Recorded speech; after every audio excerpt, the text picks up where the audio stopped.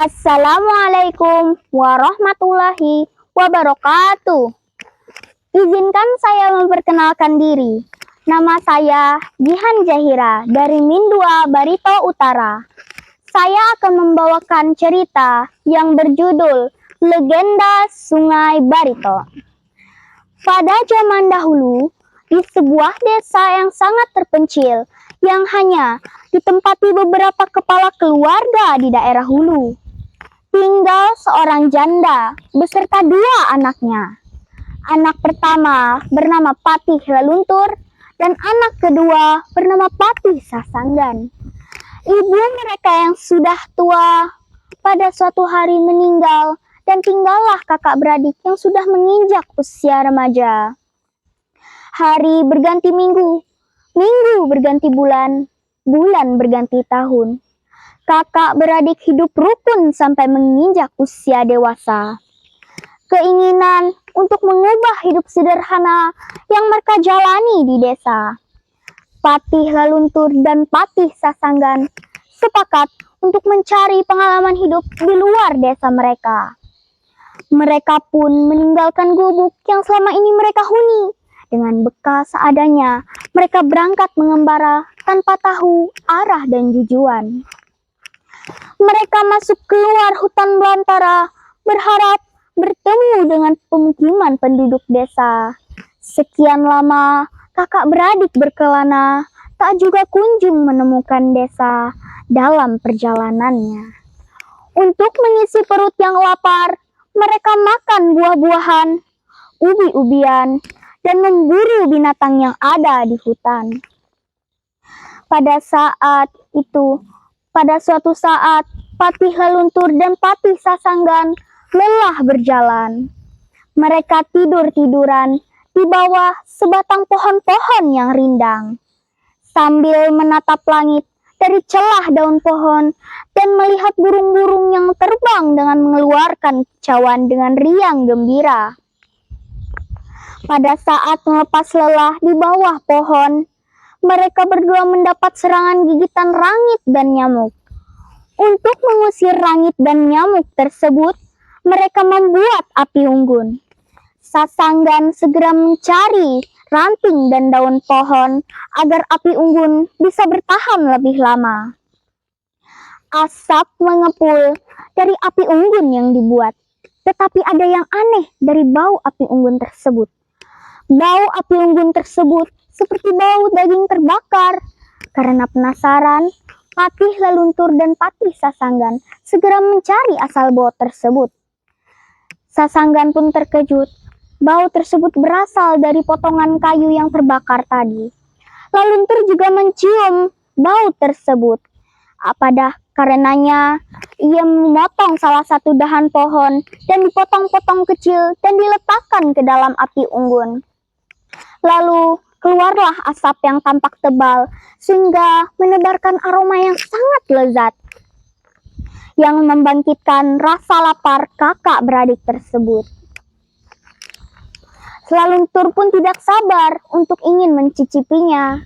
Saat ia mencicipinya, alhasil rasa potongan kayu tersebut empuk dan terasa lezat melebihi daging bakar biasa. Adiknya Patih Sasanggan yang melihat kakaknya menikmatinya juga ingin menikmatinya. Saat ia menikmatinya, ternyata itu sangat lezat. Akhirnya mereka berdua berpikir bahwa api unggun tersebut dan pohon tersebut bisa menjadi bekal dalam perjalanan mereka. Mereka pun menebang dan memotong kayu itu tersebut dan dipotong-potong kecil dan dibawa. Belum membagi habis potongan kayu yang terbakar tadi dimakan. Di hadapan kakaknya, tubuh sang adik Patih Laluntur tiba-tiba ditumbuhi sisik-sisik tebal. Kakaknya Patih Laluntur yang melihat hal tersebut tertawa terbahak-bahak, menganggap perubahan pada tubuh adiknya tersebut adalah sesuatu yang lucu dan tidak masuk akal. Pada awalnya, Patih Sasanggan tidak menyadari bahwa kakaknya tertawa itu karena perubahan pada tubuh kakaknya, yaitu sama-sama bersisik. Sasangan pun terkejut melihat tubuh kakaknya yang ditumbuhi sisik-sisik tebal. Mengetahui situasi seperti itu, mereka berdua pucat dan panik. Apa sebenarnya yang terjadi? Ternyata kisahnya, dulu di tempat itu ada seseorang yang bertapa. Dan karena saking lamanya ia bertapa, ia berubah menjadi sebatang pohon. Dan pohon tempat mereka istirahat tadi, itu adalah tubuh si petapa. Dan mereka sudah menebang dan memakan pohon tersebut, yang awalnya adalah tubuh si petapa. Setelah selesai ditumbuhi sisik-sisik tebal, mereka berdua pun terkejut dan tiba-tiba di belakang mereka ada timbullah ekor yang sangat keras. Tangan mereka berubah menjadi tangan buaya dengan kuku-kuku yang runcing. Tiba-tiba dengan perlahan kepala mereka juga berubah menjadi kepala buaya. Tidak sampai sepeminum kopi, tubuh mereka sudah sempurna menjadi dua buaya putih.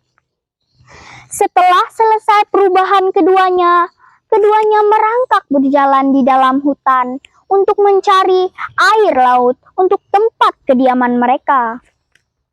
Setelah sekian lama mereka mencari air laut, pada akhirnya mereka bertemu dengan air laut dan tinggal di sana. Setelah hujan turun, titik-titik air yang mulai menyatu di jalan yang kakak beradik tadi lalui setelah menjadi buaya putih. Lama-kelamaan, karena hujan terus-menerus, sehingga terjadilah pengikisan tebing. Karena air terkena air hujan terus-menerus, sehingga terjadilah erosi yang kuat. Aliran sungai-sungai kecil yang bertemu dengan aliran sungai-sungai kecil lainnya.